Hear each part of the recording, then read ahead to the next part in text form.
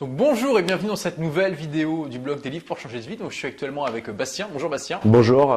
Donc j'ai rencontré Bastien à un événement de Tim Ferriss à San Francisco, c'était en 2011. Ouais. On était les deux seuls Français en fait dans une salle de, je sais plus, il y avait 120 personnes. Ouais. Donc tout de suite ça rapproche. Et tu es venu me voir à l'époque en me disant voilà, j'ai ce projet d'entreprise, est-ce que ça t'intéresserait de participer en tant qu'investisseur? Et là tu viens de créer donc ta boîte qui est Happy Family. Ouais. Voilà, on va revenir sur le concept qui est vraiment novateur, intéressant, puisque là tu as créé sur Paris, on est actuellement dans un des locaux de ton entreprise. Tu as, en gros, le concept c'est qu'on peut venir avec son enfant, il est gardé dans une crèche et pendant une après-midi ou quelques heures, on peut se faire plaisir, on peut se faire masser, on peut prendre des cours de yoga, on peut avoir des ateliers sur des tas de sujets pour apprendre, j'en sais rien, à méditer, à faire d'autres choses. On peut tout faire chez Happy Families. C'est le premier lieu pour parents heureux. Voilà, donc en totale transparence, je suis investisseur dans cette entreprise et j'ai voulu interviewer Bastien tout simplement pour savoir un petit peu ce qui l'a poussé à l'entrepreneuriat, parce qu'à la base, tu n'as pas du tout un cursus qui pouvait t'amener dans l'entrepreneuriat. Tu es ingénieur de formation, c'est ça? Ouais, ingénieur spatial. Ingénieur spatial, ok. Ça mène à tout. Hein. C'est ce qu'on voit, d'accord. Alors, donc tu as eu un cursus normal d'ingénieur, Ouais, enfin au niveau des études, oui. Après, j'ai fait quand même de l'humanitaire. J'ai fait pas mal. Ouais. C'est ça. J'étais basé en Jordanie, mais j'ai surtout travaillé en Irak, au Liban et en Palestine. Wow. En plus, au moment où ça pétait pas mal là-bas. Donc ça, c'était juste au sortir de mes études. J'ai fait aussi un an en Nouvelle-Calédonie et donc j'ai déjà pas mal bourlingué. Et avant de monter Happy Families, d'ailleurs quand on s'est vu, je partais de Prague où j'ai passé 3 ans, où je travaillais plus dans l'énergie. Plus un boulot d'ingénieur, mais c'était pas ingénieur tel qu'on peut l'imaginer, on va dire. C'est plus de consultant en fait à l'époque. Donc tu étais quand même employé. Ouais. Qu'est-ce qui t'a donné l'étincelle, qui t'a donné l'envie de créer ta boîte? C'est déjà certains bouquins, hein, comme beaucoup. J'ai lu La semaine de 4 heures de Tim Ferriss, j'en ai lu pas mal d'autres depuis. Je pense en fait que j'avais la fibre depuis le départ. En fait, un élément déclencheur assez important dans mon cas, c'est que j'ai fait un bilan de compétences avec la boîte de ma sœur, en fait, qui est spécialisée là-dedans. En fait, un bilan de compétences, c'est tout un processus justement qui t'amène à réfléchir sur qu'est-ce que tu as vraiment envie de faire dans ta vie. Donc en fait, tu reviens pas mal sur tes expériences professionnelles passées, mais pas que. C'est-à-dire que tu vas aussi regarder quels sont tes hobbies, quel projet tu as voulu lancer, etc.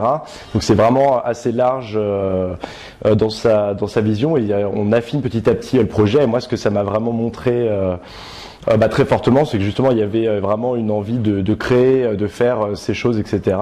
Donc ça se voyait parce que voilà, j'ai organisé plein de voyages pour des amis, j'ai monté des assos, même quand j'étais dans des boîtes, etc. Il y avait un côté toujours voilà, à vouloir améliorer, vouloir créer des choses, lancer des projets. Côté entrepreneur. Alors. Ouais, c'est ça. Il y a eu vraiment et donc le processus du bilan de compétences, moi ça m'a vraiment permis de comprendre qu'il y avait cette fibre-là qui était très forte. Et qui justement n'était pas du tout exploité, parce que c'est vrai qu'à l'époque à Prague j'étais vraiment dans une multinationale avec 50 000 employés, donc vraiment la grosse structure. Et résultat, après le chemin était assez évident, c'est-à-dire que il fallait trouver l'idée, mais il y avait même des ferments, hein, d'ailleurs dans mon passé, parce que j'ai déjà il y avait eu deux occasions où j'ai failli lancer une boîte quand j'étais plus jeune et j'y étais pas allé, donc il y avait déjà, on va dire, un terreau largement favorable. Et puis à l'époque où ma sœur m'a parlé d'Happy Families, qui à l'époque était juste une idée, résultat on s'est lancé quoi. D'accord, elle t'a donné l'idée au moment où toi-même tu avais fait ce bilan de compétences. Donc c'est intéressant parce que finalement t'as toujours eu cette fibre en toi. Ouais. Tu le savais plus ou moins que tu voulais créer une entreprise, mais quand tu as fait ce bilan de compétences, ça t'a mis en face de la réalité? Ouais, c'est souvent. Eu un déclic? Ouais, c'est ça, il y a eu un déclic. Des fois il y a des évidences comme ça qu'on ne voit pas pendant plusieurs années, et puis d'un coup il y a un élément déclencheur qui permet de se dire je peux plus perdre de temps dans cette boîte où j'étais pourtant bien traité, boulot très intéressant, je voyageais en permanence, etc. Donc honnêtement, j'avais vraiment rien à me plaindre. Mais c'est juste que ça me correspondait correspondait pas. Enfin, le côté, voilà, très politique, administratif, les lourdeurs, etc. d'une énorme boîte. Quand on a la fibre entrepreneuriale, qu'on a envie de créer des trucs, qu'on est dynamique, qu'on est proactif. Bon, il y a un moment, il faut faire ce pourquoi on est fait, quoi. Donc, t'as eu ce déclic qui t'a fait prendre conscience que c'était fini d'attendre et qu'il fallait y aller. Ouais. D'accord. C'est intéressant parce que je pense qu'il y en a forcément parmi ceux qui nous regardent des gens qui sont comme toi, qui ont ce profil, cette flamme de l'entrepreneur, mais qui n'ont pas encore osé vraiment franchir le pas et qui font comme toi, qui sont intrapreneurs ou qui se lancent dans des projets humanitaires. Donc, c'est intéressant. Alors, un bilan de compétences, ça peut être, comme tu l'as dit, un déclic. Donc, tu as eu ce déclic et à ce moment-là, ta sœur, c'est génial, l'univers s'est synchronisé pour toi. C'est ça, m'apporte une idée sur un plateau. Ok, et là, tu dis, banco, j'y vais. Au tout début, honnêtement, j'y ai pas trop cru. J'ai relu d'ailleurs le mail qu'elle m'a envoyé à l'époque pour m'expliquer. Oui. Et après, surtout, on en a parlé au téléphone où là, déjà, je me suis plus dit, ah ouais, peut-être quand même. Et c'est surtout après, tout de suite, on a étudié les besoins, on a rencontré plein de parents, on a fait des études qualitatives et quantitatives. Et plus on creusait, plus c'était évident qu'il y avait quelque chose à faire. Et résultat, après, on a déroulé, quoi. Donc l'idée à la base, c'était la même qu'aujourd'hui? Ouais, honnêtement, c'est marrant parce qu'on en parle, parce qu'il y a encore des petits détails qu'on est en train d'affiner, qu'on n'a pas forcément fait ce qu'on voulait faire sur des petits détails, pas sur le concept général. Et on revient quand même assez vite à l'idée, honnêtement, de base. Elle n'a pas énormément évolué. Bon, si, il y a quand même des parties qui évoluent, parce que c'est ça, en fait, d'ailleurs, il y a une petite difficulté, c'est qu'il faut quand même être à l'écoute des autres et quand même ne pas être figé sur son truc, et voilà, être complètement fermé.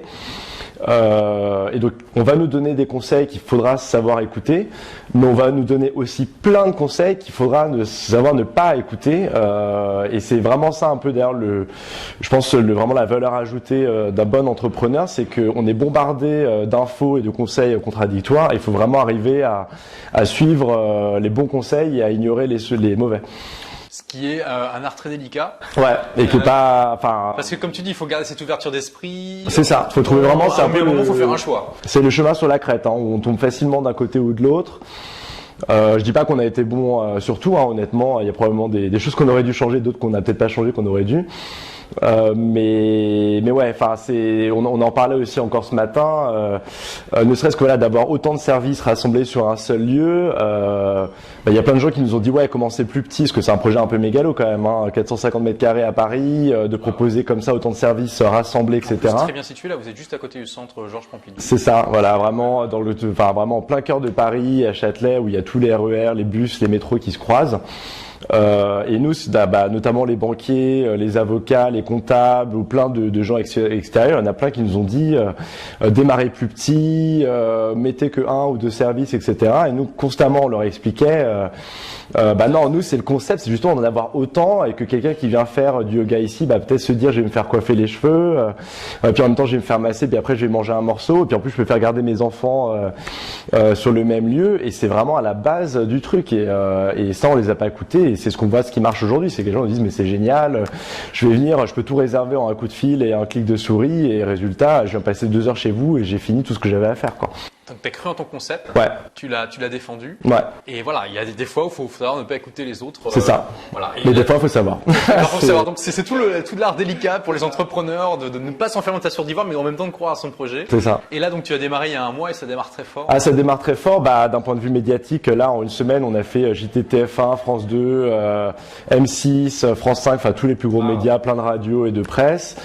On est plein tous les week-ends depuis l'ouverture, donc ça marche très très fort. Et puis les ateliers là commencent à prendre de plus en plus d'ampleur, et c'est vraiment super d'avoir autant de retours positifs des gens, parce que nous ça fait quand même un petit moment qu'on imagine ce projet, et maintenant de le voir vivant avec des gens qui viennent régulièrement, parce que c'est un lieu public, donc les gens viennent, repartent, reviennent, etc. On commence à avoir de plus en plus d'habitués aussi, qu'on voit, voilà, je t'en ai montré une tout à l'heure, une nana qui vient pour la 10e fois minimum en 6 semaines. C'est voilà quoi, c'est une fan, ça y est. Ouais. Puis l'équipe aussi, parce qu'on pendant longtemps on a porté le projet un peu en indépendant avec ma sœur et moi.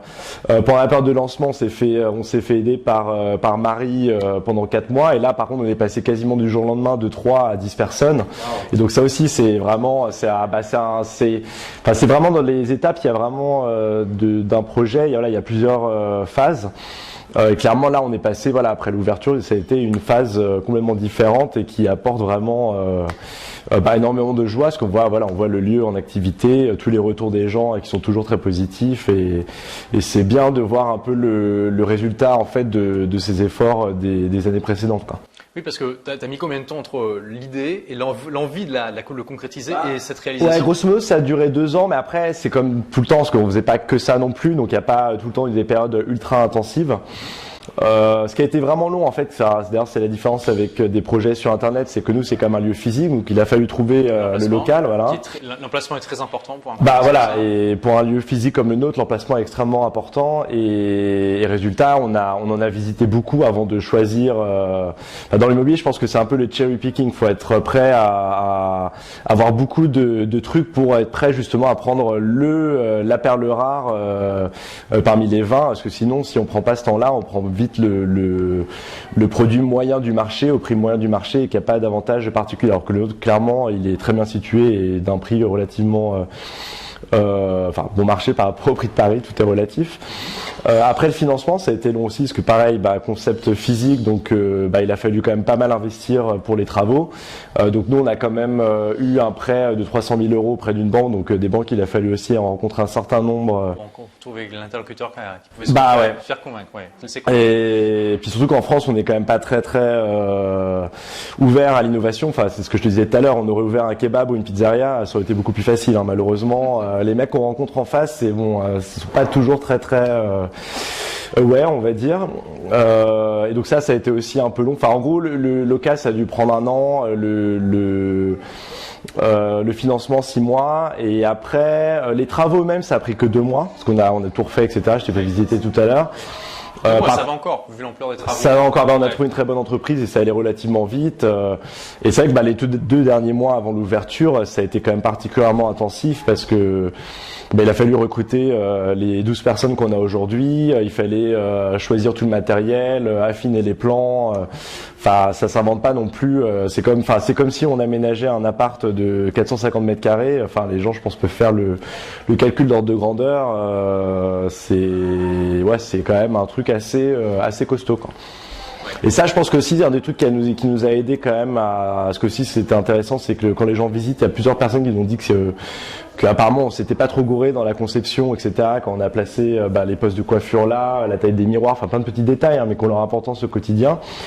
Qu'apparemment tout le monde trouvait que c'était très bien pensé, alors que nous on n'est pas des gens du métier, hein. On est ni coiffeur, ni restaurateur, ni esthéticienne, ni des créateurs de crèches. Donc il a fallu apprendre un peu tout ça. Et un des trucs, je pense, qui nous a pas mal aidé, c'est qu'on a su s'entourer aussi. Pour chacun de ces pôles d'activités principaux, on avait une personne qui jouait plus ou moins le rôle de consultant, qui était pour le coup quelqu'un qui avait 10 ans d'expérience dans la coiffure, et alors qui avait pas la main sur tout, parce que nous, on aime bien aussi réfléchir, etc. Donc c'était toujours une discussion, mais on avait quand même quelqu'un qui avait cette expérience-là, et qui, résultat, a permis d'avancer et de pas juste imaginer des trucs sur le plan sans avoir de point de vue concret et opérationnel quand après on est là et que le mur il est à tel endroit et pas 50 cm plus loin, quoi. Donc tu as su t'entourer de gens qui avaient des compétences que tu n'avais pas. Ouais. Ça c'est important. Waouh, donc super quand même. Donc t'as arrêté ton boulot d'ingénieur quand alors? J'ai arrêté il y a 2 ans grosso modo. C'était le moment où justement on a commencé à sérieusement. Donc pendant 2 ans, t'avais pas de salaire. Ouais. Et tu t'es concentré sur ton. Ouais. J'ai tout lâché, honnêtement. Après ça va, parce que comme j'étais très bien payé avant, j'avais quand même un bas de laine et j'ai pu vivre sur mes réserves, mais je me suis mis aussi en mode, je sais pas on dit, mais quand on dépense un minimum, etc. Frugal, voilà. Ouais. Je pense que quand on croit à quelque chose, faut aussi se donner les moyens d'atteindre son objectif. Et c'est sûr que quand on rentre dans une aventure entrepreneuriale, il y a énormément de côtés positifs qui sont attachés à la liberté, à le fait de créer son projet, etc.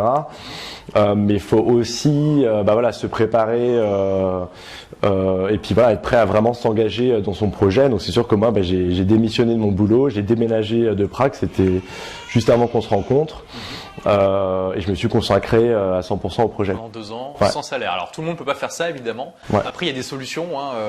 On peut toucher. Alors là peut-être que c'est pas possible pour toi, mais on peut toucher les ascétiques pendant 1 an par exemple.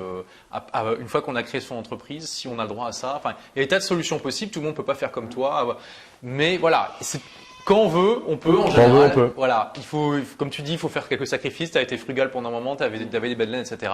Mais voilà, on retrouve en tout cas chez toi cette flamme, cette envie c'est un vrai challenge pour toi, une véritable aventure. Ouais. Et tu es prêt à faire ce qu'il faut pour la faire réussir. Ah bah oui, hein, de toute façon, une fois qu'on est engagé sur la route aussi, faut...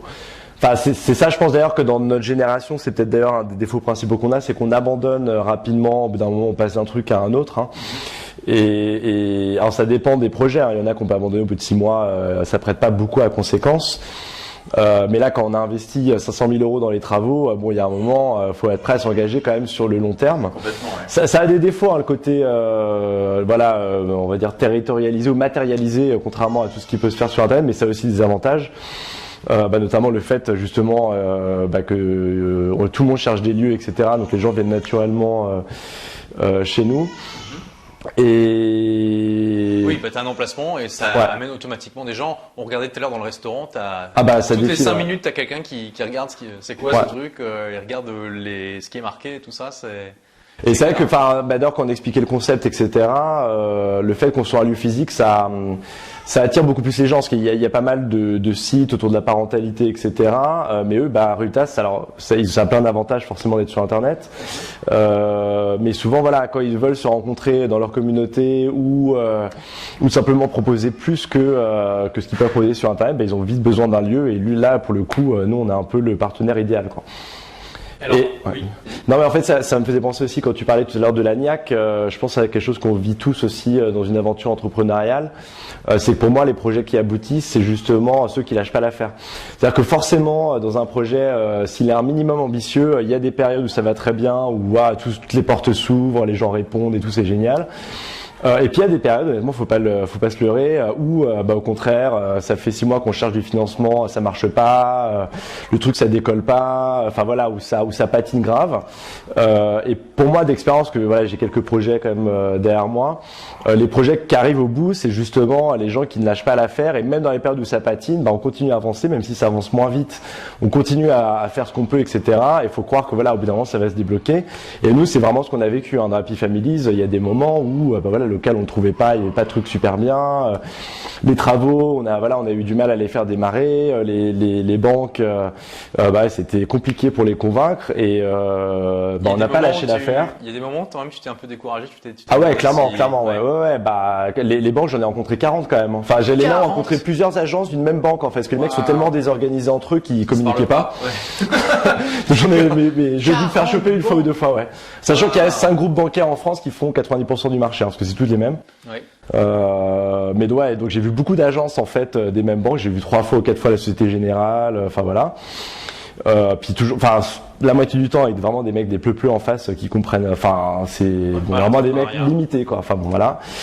Et on s'est pas découragé, on a poursuivi. Et puis finalement on a trouvé une banquière qui est géniale, qui est justement une nana, qui est une maman. Et donc qui comprend, résultat, beaucoup plus naturellement l'intérêt du projet que d'autres. Et je pense que là-dessus aussi, pour ne pas se décourager et justement poursuivre, ça a aussi aidé d'être deux. Parce que justement on n'a pas forcément les mêmes cycles à deux. Alors quand ça patine, c'est sûr qu'on est tous les deux un peu déprimés, mais résultat il y en a toujours un pour relancer l'autre, etc. Je pense que quand on fait un projet, avec ta sœur, hein. Voilà, on est vraiment avec ma sœur, on est à fond dessus.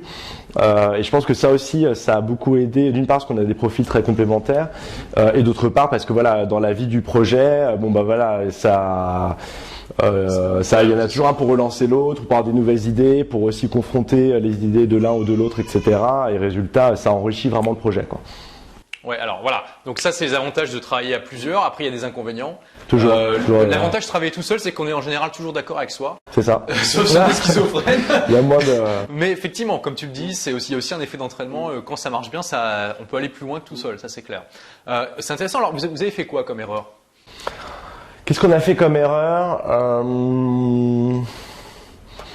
Je pense que des fois, on a perdu un peu de temps à courir les concours. Enfin, courir les concours, les concours des jeunes entrepreneurs, des choses comme ça. Ouais, voilà, les concours d'entreprise, il y en a 150 000, honnêtement.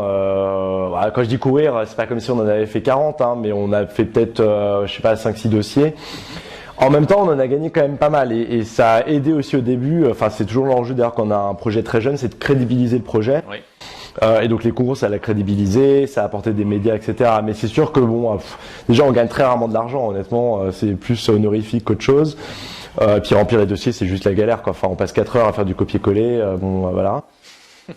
Je pense que j'aurais dû être peut-être plus sélectif aussi dans les locaux qu'on a choisis, parce qu'au début, voilà, on avait une idée assez vague quand même de comment on allait implémenter notre lieu, et donc si j'avais su aujourd'hui comment on construit un lieu comme le nôtre, résultat, je pense qu'il y a les 3/4 des lieux que j'ai visités ou des annonces que j'ai vues que je pourrais assez vite éviter, même si j'étais déjà très sélectif avant d'aller voir physiquement sur place. T'aurais pu gagner du temps. Ouais, j'aurais pu gagner du temps. Ok, mais ça, bon, c'était l'expérience qui. Ouais, voilà, c'est aussi l'expérience qui manquait. Ouais.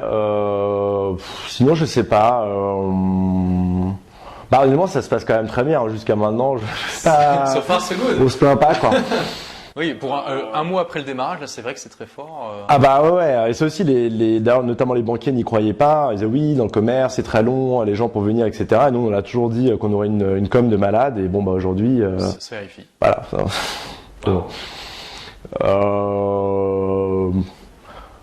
Ouais, non, franchement, je vois pas trop. Là, c'est déjà pas mal. Ouais. Voilà. Bon, donc, en tout cas, je veux montrer que être entrepreneur, c'est pas être quelqu'un de parfait, qui a un projet parfait, que voilà, c'est un parcours d'obstacles avec des challenges, mais aussi des joies, hein, Ah ouais, c'est super valorisant. Voilà, très valorisant, très exaltant, qui vraiment, t'as l'impression de faire quelque chose qui vaut la peine d'être fait et que ça mérite quelques sacrifices largement. Et comme tu disais, enfin voilà, au début quand on est parti sur le projet, on avait honnêtement on avait un concept général et ça s'est vraiment affiné avec le temps et c'est exactement ce que tu disais, ça faut vraiment accepter au départ de lancer le truc même si tout n'est pas clair parce que notre projet qui est quand même un peu il y a énormément de composants, de facettes, des aspects du projet. Si on avait voulu tout définir, oui d'ailleurs c'est peut-être une erreur que j'ai faite. Oui. C'est qu'au tout début, j'ai écrit un plan d'affaires qui faisait, je crois, 40 pages, qui était justement un peu pensé comme ça, genre ah oui, alors comment on va organiser les plannings des gens, etc. On se posait plein de questions d'ordre opérationnel qui étaient honnêtement vraiment trop tôt. Que moi je mettais un peu par écrit pour me rassurer, ce que j'avais lu sur le site de la PCE, qu'il fallait faire un plan d'affaires, etc. En fait, j'étais arrivé assez vite à un pavé de 40 pages et honnêtement ce truc n'a servi à strictement rien. Personne lui disait ce que c'était trop gros de toute façon, donc assez vite on a fait une présentation de 10 pages et c'était beaucoup mieux. Et voilà, et c'était un peu dans l'idée au début, parce que moi je suis pas mal formation ingénieur, donc des fois j'ai besoin que les choses soient carrées, etc. Alors qu'en fait ça s'est affiné avec le temps. Donc il y avait plein de questions qu'on s'est posées au départ, notamment et que j'ai traduit dans ce plan d'affaires, qui étaient juste pas pertinentes à ce moment-là et qu'on s'est posé un mois avant l'ouverture, au moment où là c'était intéressant de se les poser, quoi. D'accord. Et ça a pris quand même un peu de temps de travail pour l'écrire, pour réfléchir, etc. Alors que le côté réflexion, pour certaines questions quand même plus importantes, était intéressant, mais c'est beaucoup plus rapide de prendre un bout de papier, de poser les données du problème et de dire ok, on va faire comme ça, et c'est beaucoup plus long de le rédiger après dans un document qui va être publié et donné à des partenaires institutionnels, etc. Où là, c'était vraiment complètement inutile, quoi. Ok, d'accord. Waouh, bon, on a eu un bon panorama de tes erreurs et aussi de ce que tu as fait bien. Alors, pour terminer cette interview, est-ce que tu aurais un conseil à donner à quelqu'un qui serait comme toi, qui sent avoir la fibre, mais qui hésite encore à franchir le pas? Pour moi, le premier conseil, c'est vraiment de se lancer, honnêtement. Je sais plus la citation exacte, mais ouais, la première des erreurs, c'est de pas essayer ou un truc comme ça, mais... c'est vraiment d'essayer. Pour moi, on peut essayer et se planter. Ce sera toujours moins grave que de pas essayer, de se réveiller à 50 ans en disant merde, je sais pas ce qui se serait passé si j'avais essayé, etc. Et ne pas essayer, pour moi, c'est vraiment la pire des solutions. Quand on a envie de faire quelque chose, il faut suivre ses envies, etc. Et être prêt à se lancer. Et puis après, quand on se lance, ne pas abandonner en cours de route. Ce que je constate autour de moi, Notamment, je pense à la génération Y, hein, on est un peu à la génération zapping, etc. On passe vite d'un truc à un autre. C'est de pas abandonner une fois qu'on s'est lancé et vraiment d'aller au bout. C'est ce que disait Tim Ferriss. Hein, si vous visez un objectif qui vous motive vraiment, etc., vous serez prêt à escalader les montagnes, et à traverser les océans, etc. Et il dit aussi voilà, que quand les enjeux sont forts, Ouais. on est encore plus motivé à… Ouais, complètement. ça. Tandis que si c'est juste un truc qu'on fait comme ça, en passant, en se disant pourquoi pas, bon, c'est Bah pas ouais, pareil forcément. de vouloir, genre, ouais, je voudrais, et de le vouloir, je le veux. C'est pas pareil. On n'a pas la même motivation intrinsèque. Et surtout que la niaque, il en faut quand même. Enfin, c'est quand même des projets. Enfin, quand on est dédié sur son projet, voilà, c'est quand même. Enfin, vite enthousiasmant, mais très prenant. Et nos résultats, si on n'est pas très motivé par son projet, ça va assez vite se voir, quoi. Bon, voilà, je pense que le message de l'interview est clair. Hein, c'est que voilà, le parcours de l'entrepreneuriat, de la création d'entreprise, c'est pas un parcours qui est de tout repos. Hein, mais Non. justement, c'est ça qui est exaltant, c'est ça qui est vraiment intéressant, c'est ça qui fait que ça fait un challenge qui vaut la peine d'être vécu. Et il faut pas que ça vous fasse peur, mais au contraire que laissez-vous emporter par l'excitation, par l'enthousiasme, et C'est ça. vous pourrez déplacer les montagnes. C'est pas la maison de retraite, c'est plus la compétition sportive où il faut gagner, quoi. Voilà. C'est les JO, quoi. Faut avoir la médaille d'or. Bon, c'est sympa. Alors, quoi. qu'est-ce que vous voulez, la maison de retraite ou la compétition sportive? Voilà, à vous de voir. Bah, écoute, merci Bastien. Donc, pour ceux Merci, qui sont Olivier. intéressés, qui ont des enfants et qui veulent se détendre, s'amuser, prendre un petit peu soin d'eux, donc Happy Family, c'est juste à côté du centre Georges Pompidou à Paris. On a mis le lien juste en dessous de la vidéo, donc voilà, vous pouvez aller voir le site. Et c'est super sympa. En plus, il y a un petit restaurant dont vous pouvez aller venir manger juste pour découvrir un petit peu le lieu, sans engagement. Voilà, merci d'avoir regardé cette vidéo. Merci. Et à très bientôt pour de prochaines aventures. Au revoir.